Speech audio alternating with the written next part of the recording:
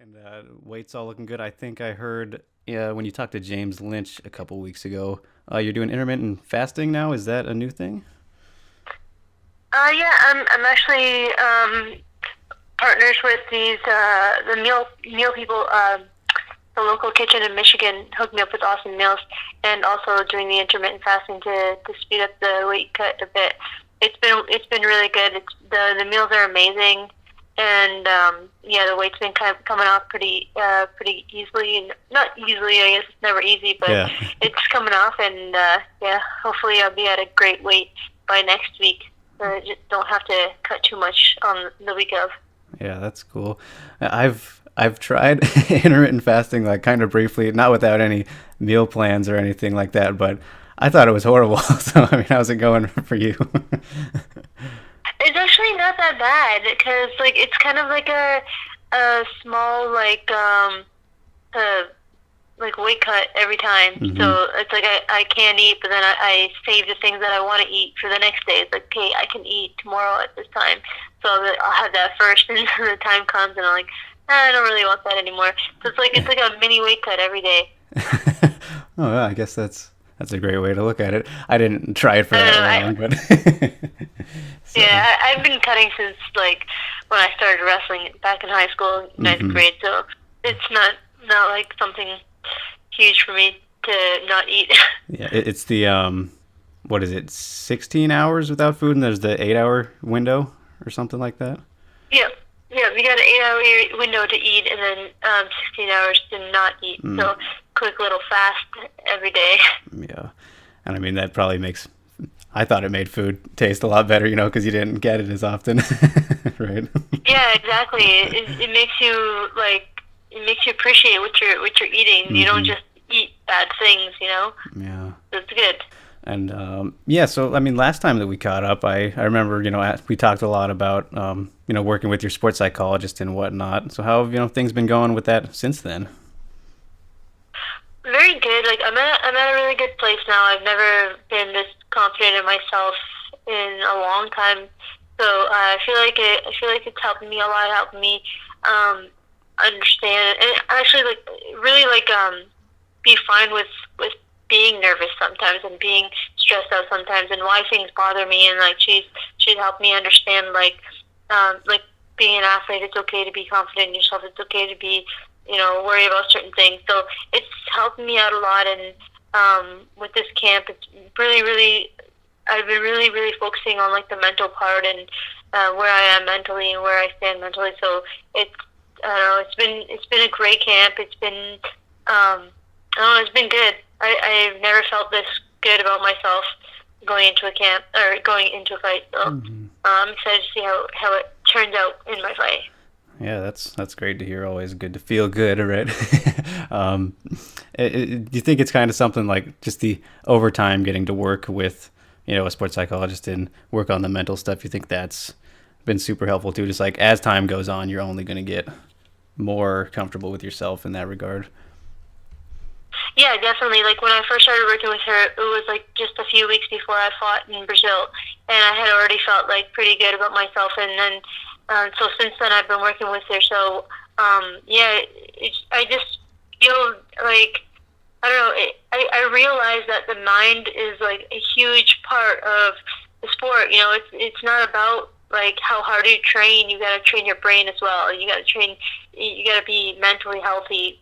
This sport takes so much out of you, not just preparing for the fight and actually having the fight, but like also the interviews and the way people approach you and the way people approach you on Instagram and Facebook and stuff. It really tears you down, and so it helped me understand it and like learn how to take this kind of information. Hmm. So I'm excited. I'm sorry for hassling you. Then I heard you say No, no. interviews there.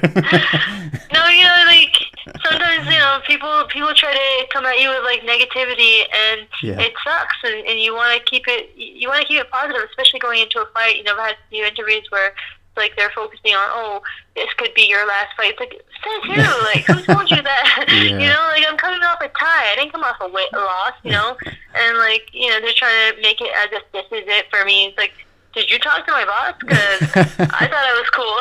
Yeah. It really sucks to hear that. Yeah, everyone's gonna put their own spin on things, I guess. But yeah, that's just the world, unfortunately. Yeah, but you gotta understand that people are just trying to get news out of you, or trying to get like a good article or whatever, and can't take it personally. Yeah, I mean, or you could take it personally and use it as motivation, right? I mean, there's that side to it. Yeah, it definitely does piss me off. Yeah. Well, I mean, it's funny just talking about all this. The big part of our conversation, last time was that the mental side of stuff, and how you needed to kind of believe in yourself more. And I have a little bit of a weird memory, but I remember I think it was, you might have been at the event that this happened. Correct me if I'm wrong, but when Nina Ansaroff beat Claudia Gadelha, I remember you tweeted something along the lines of, like, I just realized I don't give myself enough credit. That was like the whole point of what we talked about. And I remember I responded back saying like, "Oh, you just realized that?" but yeah, was that a big eye opener? To see that fight after all the mental training you had been doing. Man, after the Nina Ansaroff fight, I took it really, really badly, and like everyone was like messaging me saying, "Oh, your cardio is bad," or like making comments like that. Like, no, man, my cardio is not bad. I've been working really hard on it, and I just felt I put myself in a really horrible place where I let people judge me and stuff. And then when I see Claudia Gadelha fight Nina Ansaroff, she fought her exactly how I fought her, and she went, she started slowing down after those leg kicks. I'm like, that slows you down. It's not your cardio. It's the damage to that leg. And I realized, like, man, like, she just had a really good game plan against me. Doesn't mean that I'm shit or anything like that. Like, and like, I just need to stop putting myself so down, and putting myself in a bad spot or a bad position mentally because I had a shitty fight, and then you see Claudia Gadelha, who I think she's a great fighter and everything, and she lost the fight exactly the same way I did, and I'm just like, no, it's just the girl has a great game plan towards fighters like us, and you just need to figure it out and go back in there with a way to defend yourself against somebody like Nina Ansaroff. So that's what I've been doing. Yeah. And I mean, that one was, nobody really expected her to win that one. I mean, just, Claudia's been at the top for so long as one of the best fighters. And then, Nina really turning things around, beating who she's beating. Yeah, I can imagine that would have been, just a kind of an eye opener, like, to show you, like, okay, well, she's beating this girl also, so yeah. In the same way. Also, like, I felt like I had better hands than Claudia did. Yeah. I felt like I had a better match than Claudia did in that fight with Nina. So it really did give me a lot of confidence after that. Mm-hmm. Yeah, definitely a fair assessment, I would say. And she's a Muay Thai striker like all your opponents lately. How's the Muay Thai training been going? Yeah, I've been training at a Muay Thai gym now, and I love it. It's been great. And it's not just Muay Thai; it's an MMA gym. So they're helping me. They're not changing me. They're just adding certain things to my game that I didn't have in the past. So you might see something different from me in this next fight. But we always resort back to what we're comfortable with. So we'll see how it goes. But I definitely have been focusing on defending myself in a Muay Thai fight and attacking more in a Muay Thai fight. So we'll see how it goes. Yeah, awesome. Definitely looking forward to that. And, this upcoming fight with Angela Hill, it's actually going to be your 11th fight in the UFC. I mean, does that feel crazy at all? I mean, just for comparison, that's more fights than Eddie Alvarez had in the UFC before leaving. He had 8, and that's actually the same amount as Conor McGregor, too. I mean, so the point is 11 is a lot. Yeah, I never really looked at it like that. I know it's been a while, but I just feel like I haven't been able to show everyone what I can do yet. Yeah. And like, even though it's 11 fights, I know I've had 11 chances, but it's different once you get in there. It's like time goes by so fast. Yeah. And but it's awesome. I have a lot of experience, but I still have a lot more to show everybody. And yeah, I'm excited to keep going and have 11 more fights if I could. Yeah, of course. And I know you always I'm not going anywhere. I know you always want to be more active than you are too, but then with that in mind, all the 11 fights you've had, you've actually been able to, fight a remarkable amount of times with all things considered, fighting twice every year since you debuted and even got in 3 last year while injured. So, I think this goes back to, giving yourself more credit, Randa Markos. Yeah, like I'm pretty sure I've had the second most fights or first most fights in the UFC in the strawweight division right now. So yeah, I have a lot of experience, and I need to remember that. I have a lot more experience than most of these girls, and I need to go out there and believe in myself and know that this is, the cage is my home, and I need to just relax and do my thing. Yeah, exactly. Especially when you've been in there a lot more than a lot of people. I know you're definitely up there, if not the number one with the most fights. So, yeah, definitely. But as for the division, I mean, there's been a freaking big wave of new talent flying in continually, just coming in. Does that make you want to fight even more, kind of stand your ground because all the new blood coming in? No, there's a lot of people out there that we haven't heard of, and it's nice to see people coming out of everywhere and like bring the new talent, and it makes me want to challenge myself. So see where I stand with all these newer people coming in, and just it's not like intimidating or anything like that. It's actually nice to see that MMA is growing, especially women's MMA. Yeah, for sure, totally agree. Did you end up seeing Tisha's last fight? I didn't get to see it, but I heard about it. It was a close fight, though. The other girl was on top more.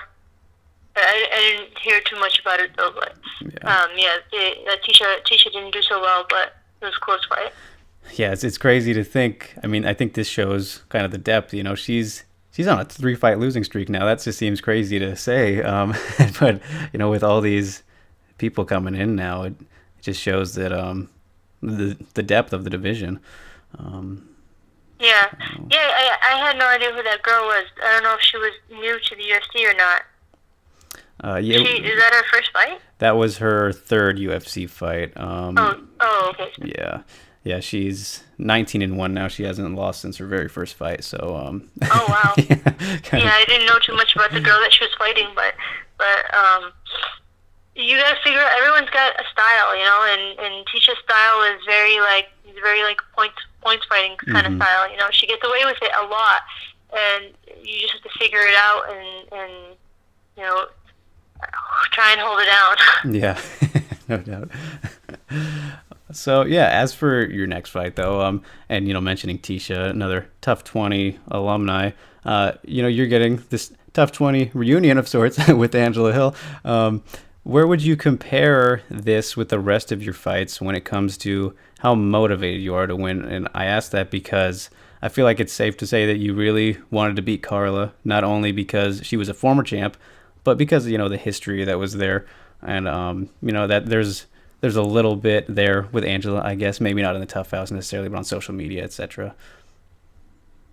Yeah, like knowing the person and knowing like who they are, and like I'm big on like reading people and like that's why I'm quiet a lot of the time, especially on the show.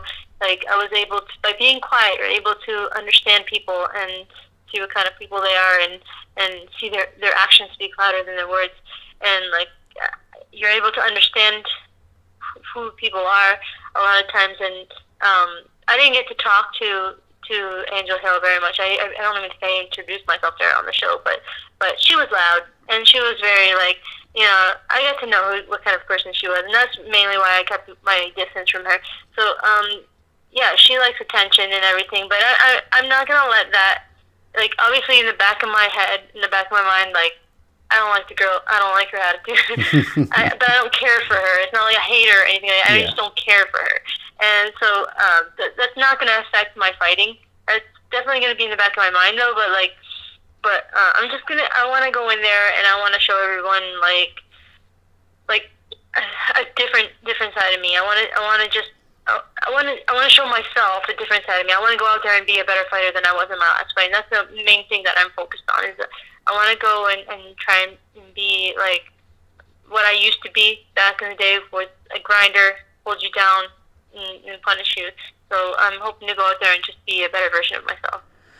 Yeah, well, now that I think about it, I mean, the timing of this fight, I can see how it's obviously maybe, I mean, if there's any personal beefs there or whatever, it's going to be less about that because of, all the working on yourself that you've been doing. So, like, if this fight was made, I don't know, a year or two ago, maybe you would have been more, like, fired up about it and thinking about the personal side of her, or, like, what you guys, between you two, rather than just focusing on continuing your development. Is that fair to say? Yeah, it's mainly about me, and I don't. All that stuff is just like noise in the background, and I don't know. It's just I've grown. We've all grown, and we've all changed. So I'm not expecting her to be the same person that she was in the Ultimate Fighter. Maybe her mouth still is as loud as it was in the Ultimate Fighter, but as her skills, I think she's gotten more skills. I think she's grown as a fighter, and I think it's going to be a good fight. It's going to be a good fight for both of us. Yeah, will be fun, no doubt about that. And do you think that, there's, she's obviously, saying she's going to be a better fighter just over time. Do you think that she brings anything to the table that you haven't seen before necessarily? No, I don't think she's going to bring anything that I haven't seen before. I think she's going to be a very similar fighter to Tisha, because Tisha was very, very active and very hard to hold on to. I think that's going to be very, very similar to the Tisha fight. So I've seen it before. I just need to learn how to control her and how to like implement my game into this fight.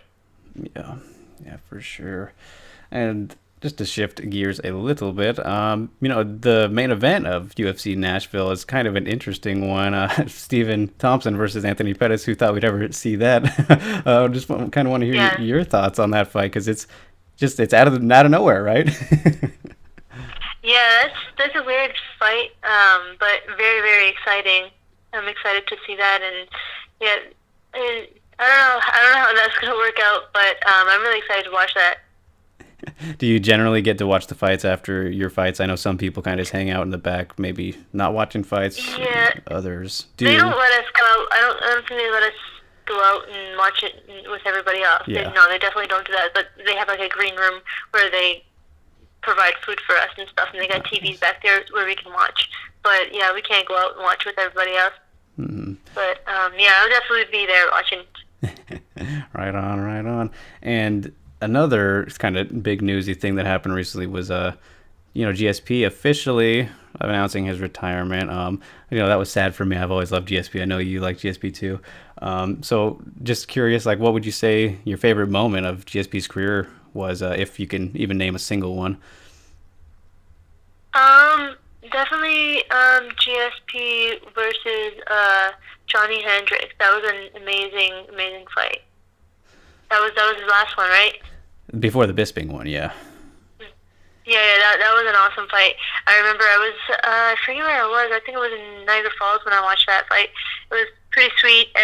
Canadians were all like gathered around the bar. They were all outside of the bar watching on the TV, through the windows on the TV. It was just like he had so many fans and so much support from Canada, and he gave us a lot of awesome fights. And it's sad to see that he's retired, but he retired with his legacy, his undefeated legacy. So good for him, and hopefully, we still see like something from him in the MMA world now that he's done fighting. But hopefully there's more to it, what he can do like outside of the octagon. Yeah, definitely. Always been a fantastic. He's got so much talent. Yeah, fantastic ambassador. And he wanted to fight Khabib before going away. What did you think about that? I don't know if you saw that was what his idea was. That would have been an awesome fight. I know. That would have been an awesome fight. There's a few fights I'd like to see him matched up with, but the Khabib one was definitely one that I think everyone would have wanted to see. Yeah, that's as good as it gets when it comes to two of the best wrestlers literally ever going at it.